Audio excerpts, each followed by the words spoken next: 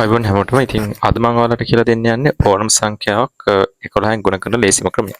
ඉතින් හොඳට බලන් ඉන්නවට මොකද ගානක් හදාගෙන ඇද්දි යම්කිසි සුළු කිරීමක් ආවොත් ඔයාලට මෙන්න මේ ක්‍රමය පාවිච්චි කරන්න පුළුවන්. හැබැයි මතක තියාගන්න මේ ක්‍රමය අදාළ වෙන්නේ ඕනම සංඛ්‍යාවක් 11න් ගුණ කරන්න විතරමයි.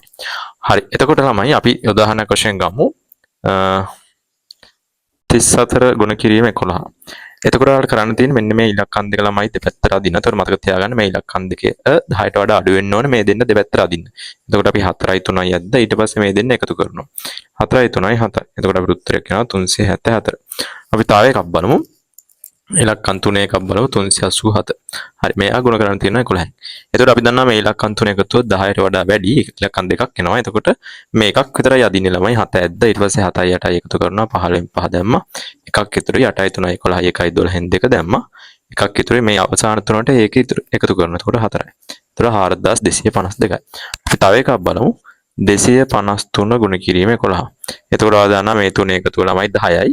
අන්න ඉලක්කම් දෙකක් එනවා. එහෙනම් මෙන්න මේ තුන විතරක් අදිනවා. ඊට පස්සේ 3යි 5යි 8යි. ඊට පස්සේ 5යි 2යි 7යි 7යි. අර පැත්ත ඉතුරු නැහැ. අගේ ඉතුරු වෙන දෙක මෙතනට දානවා. මම හිතනවා මම කියන දේ තේරෙනවා කියලා. ඉතින් ඔබත් මේ විදිහට ඕනම සංඛ්‍යාවක් 11න් ගුණ කරලා බලන්න. ඉතින් මගේ channel එකත් එක්ක දිගටම රැඳී සිටින ඔබට සුබ දවසක්.